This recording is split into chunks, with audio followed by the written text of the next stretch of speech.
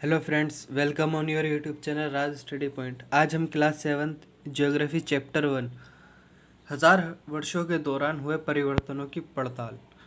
इस चैप्टर में हम जो पिछले 1000 वर्ष हैं उनके दौरान जो परिवर्तन हुए उनका अध्ययन करेंगे।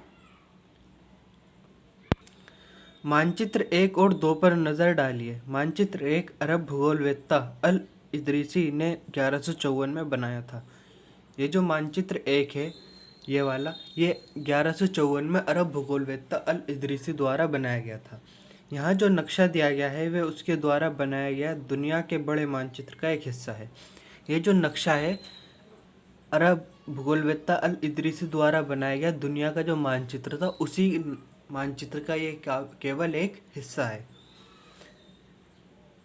अब हम इस मानचित्र की अगर बात करें तो इसमें आप देखेंगे कि ये जो है दक्षिण भारत है और ये उत्तर भारत। तो इन्होंने दक्षिण भारत को वहाँ दिखा रखा है जहाँ आज हम मानचित्र में उत्तर भारत को दिखाते हैं।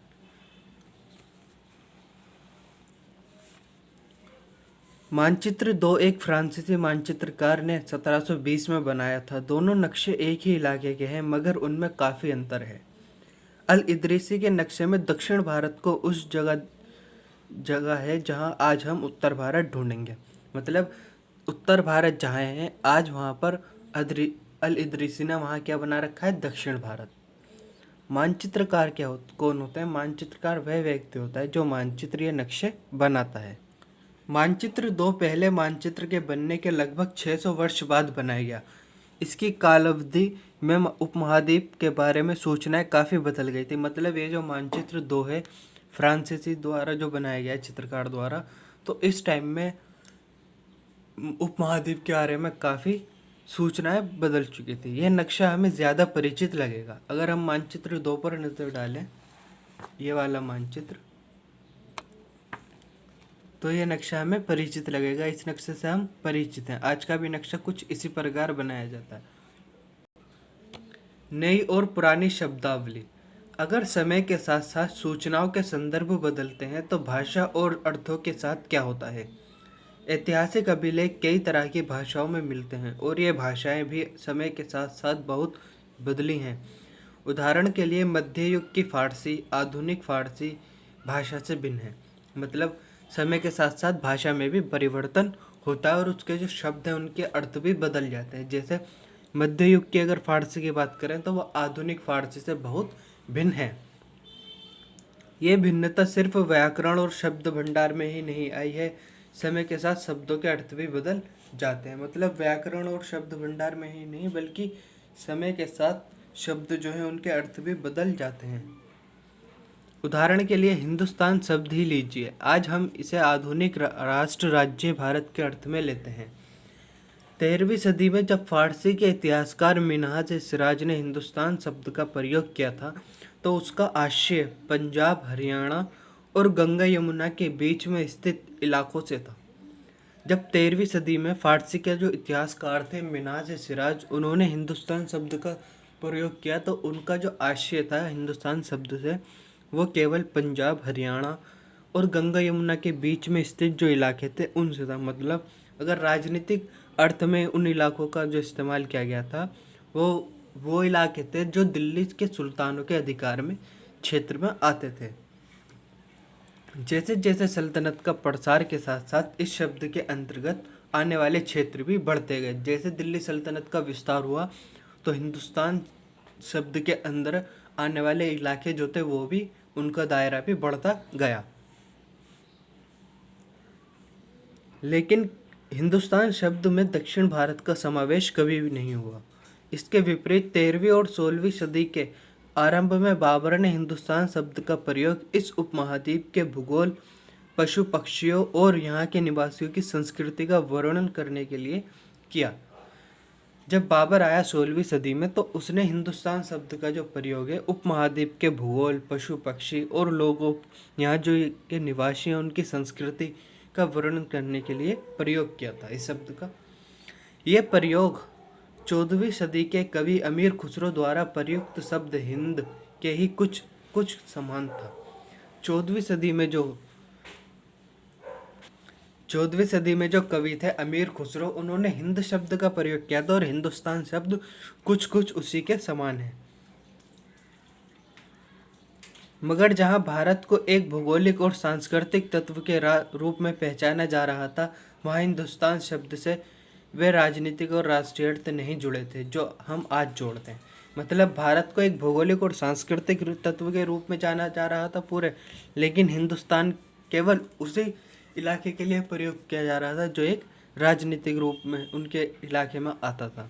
राष्ट्रीय अर्थ में कभी भी नहीं जोड़ा हुआ था ये प्राचीन समय में, बल्कि आज हम इसे पूरे देश के रूप में जानते हैं। हमारे देश का नाम हिंदुस्तान। जैसे किसी भी शब्द का प्रयोग करने में इतिहासकारों को बहुत सावधान रहना चाहिए, क्योंकि अतीत में उन शब्दों के कुछ अलग ही अर्थ थे। उदाहरण के लिए विदेशी जैसा सीधा साधा शब्द ही ले लीजिए, हमारे लिए आज इसका अर्थ होता है एक ऐसा व्यक्ति जो भारतीय ना हो। अगर हम विदेशी की बात करें तो एक ऐसा व्यक्ति जो भारतीय ना हो, हम उसी को विदेशी कहेंगे।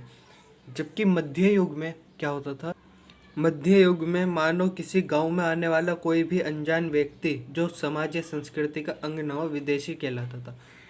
मध्य युग में अगर कोई भी व्यक्ति किसी दूसरे गांव या समाज संस्कृति में जाता है और वो समाज या संस्कृति का अंग नहीं होता, तो उसको क्या कहा जाता था, विदेशी। ऐसे व्यक्ति को हिंदी में परदेशी और फारसी में जो अजनबी कहा जाता है। इतिहासकार और उनके स्रोत। इतिहासकार किस युग का अध्ययन करते हैं और उनकी खोज की प्रकृति क्या है, इसे देखते हुए वे अलग अलग तरह के स्रोतों का सहारा लेते हैं। उदाहरण के लिए पिछले साल आपने गुप्त वंश के शासकों और हर्षवर्धन के बारे में पढ़ा।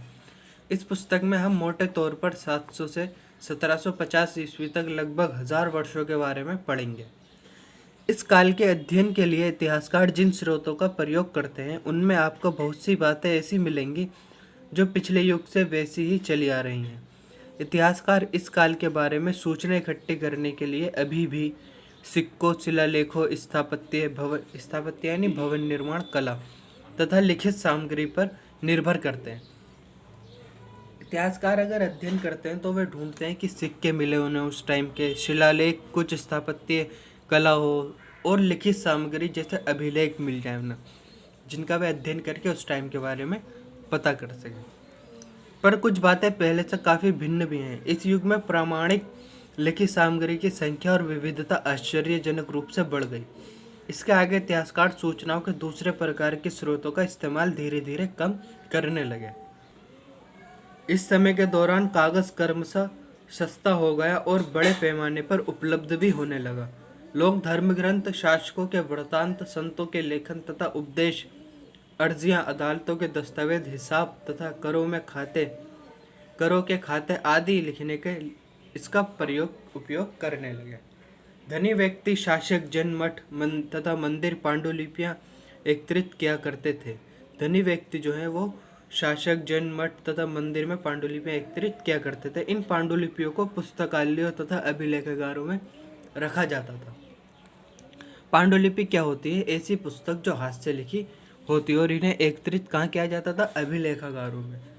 अभिलेखागार क्या होता है? एक ऐसा स्थान होता है जहाँ बहुत सारे दस्तावेजों और पांडुलिपियों को संग्रहित यानी इकट्ठा करके रखा जाता है, तो उसी को क्या कहते हैं? अभिलेखागार।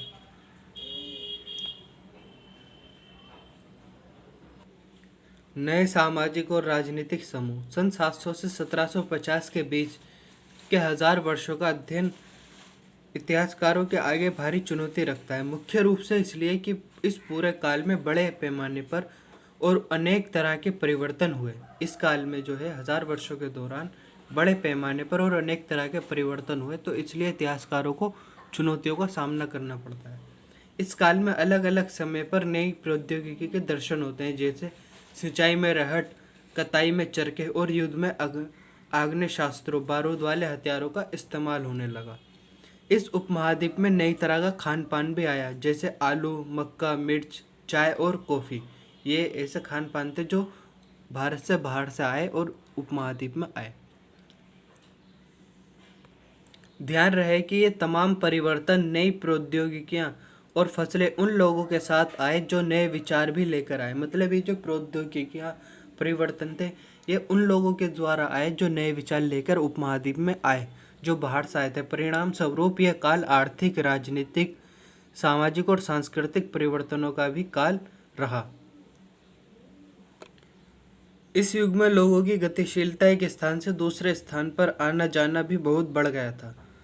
अवसर की तलाश में लोगों के झुंड दूर दूर की यात्राएं करने लगे थे। इस उपमहाद्वीप में अपार संपदा और अपना भाग्य गढ़ने के लिए अपार संभावनाएं मौजूद थी। इस काल में जिन समुदायों का महत्व बढ़ा, उनमें से एक समुदाय था राजपूत, जिसका नाम राजपुत्र अर्थात राजा का पुत्र से निकला है। 8वीं से 14वीं सदी के बीच ये नाम आमतौर पर योद्धाओं के उस समूह के लिए प्रयुक्त होता था जो क्षत्रिय वर्ण के होने का दावा करते थे। राजपूत शब्द जो है 8वीं से 14वीं सदी के बीच योद्धाओं के उन समूह के लिए प्रयुक्त किया जाता था जो क्षत्रिय होने का दावा करते थे। राजपूत शब्द के अंतर्गत केवल राजा और सामंत वर्ग ही नहीं, बल्कि वे सेनापति और सैनिक भी आते थे जो पूरे उपमहाद्वीप में अलग अलग शासकों की सेनाओं में सेवारत थे। कवि और चारण राजपूतों के आचार संहिता, प्रबल पराक्रम और स्वामी भक्ति का गुणगान करते हैं।